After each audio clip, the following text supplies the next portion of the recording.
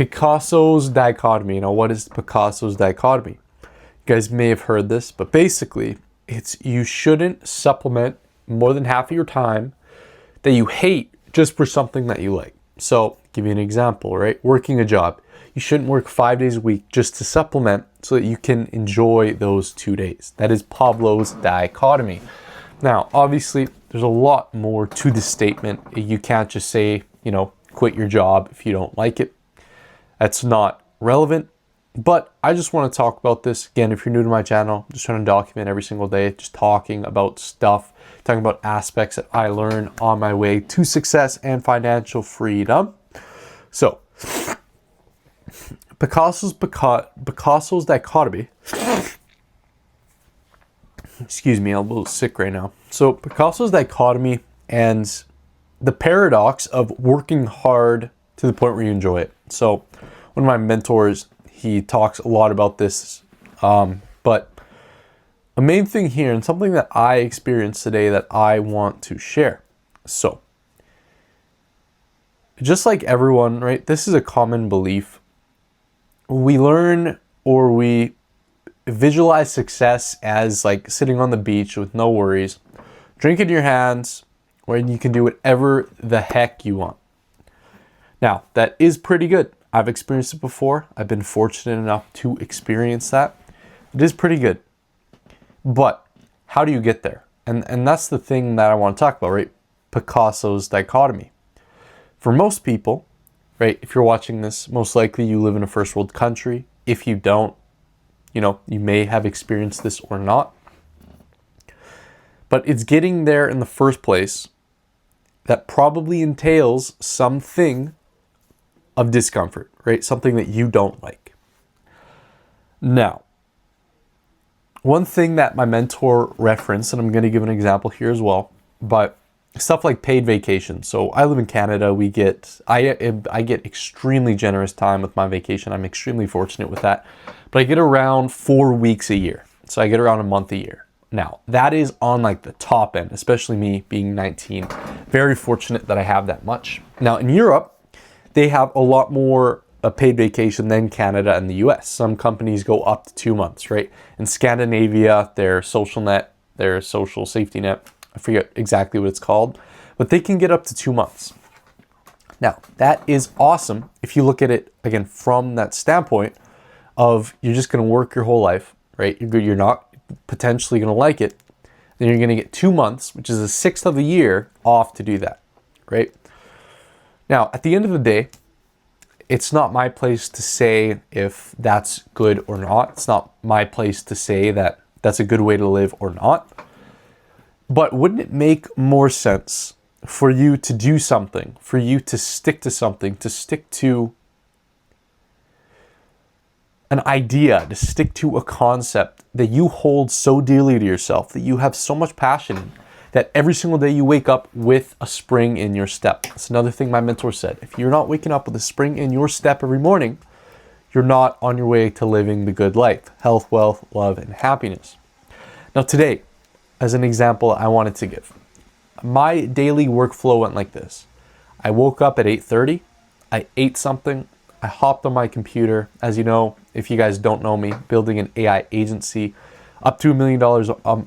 Up to $1 million. We're not quite there yet, but I know we're going to get there.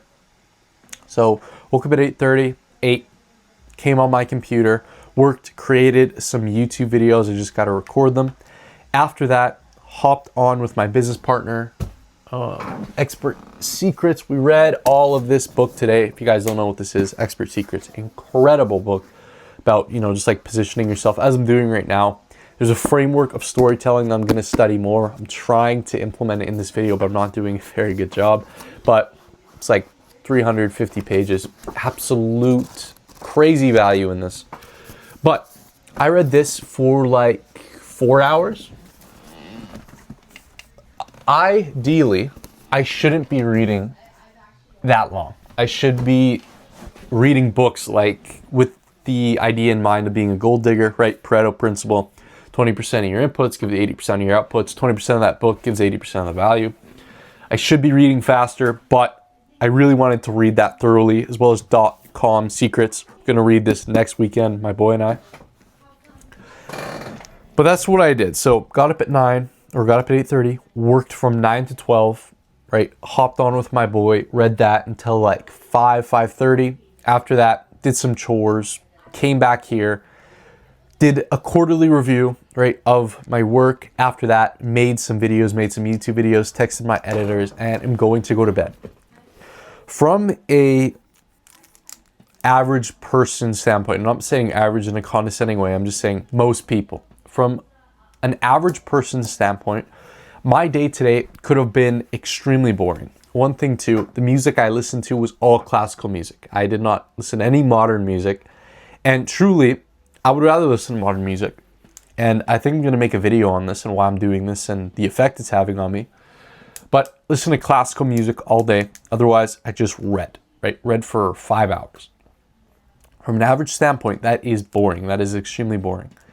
But me, myself, getting in front of this camera right now, after I read and I was doing chores in the house, right? Cleaning a bathroom. Who wants to clean a bathroom? I was singing. I was dancing. I truly had a spring in my step as I'm recording this video. You know, I never want to just turn on my camera. At the end of the day, I would rather be, sitting on the couch, playing video games, eating junk food. As of right now, I probably would like to be in bed because I have to wake up at 6 a.m. tomorrow. But ideally, I'm still going to get 8 hours, so that's okay. But my day was very boring. There was almost nothing good to look forward to my day except for playing with my dogs. Playing with my dogs and the classical music I was listening to. Now that is boring, right? What fun in a traditional sense did that day hold? Maybe nothing, but guess what? There's nothing else that I could have done today that would have made me happier than me sitting and talking to you right now. Now, going back to Picasso's dichotomy, this is where it's basically finding something that you like so much and dedicating yourself to it, dedicating your life to it, that you wake up with a smile on your face every morning, and the work that you do is putting you towards a goal, whatever you want, and is in turn making you happy. Now, again, I'm not the bestower of wisdom. I really like to say this because at the end of the day, Liam Billick does not come up with good ideas. It's the people that Liam Billick reads, people that Liam Billick studies, and that's just what I am relaying to you guys, or to you. And so,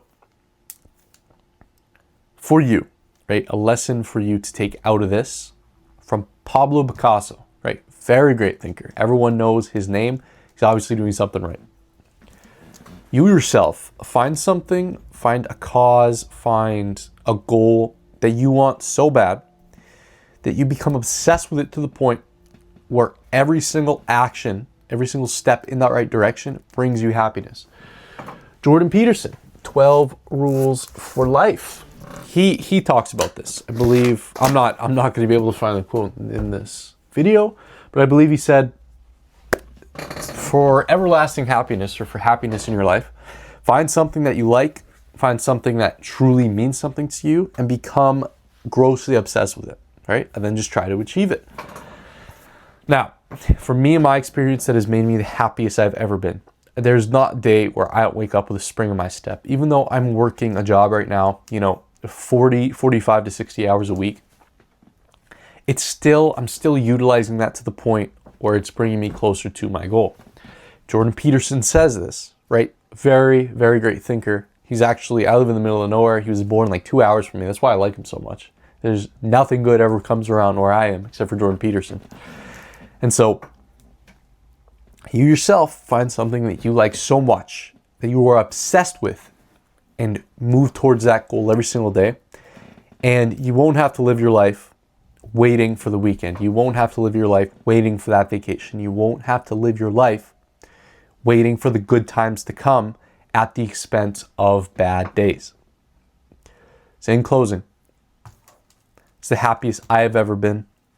Do that for yourself, and that's all I have to say. So if you enjoyed my little rant, please subscribe and follow. If you're listening to this on a podcast, follow the podcast. Again, just trying to document every single day that I have, just trying to build a positive and reputable personal brand. So with that being said, thank you guys for watching.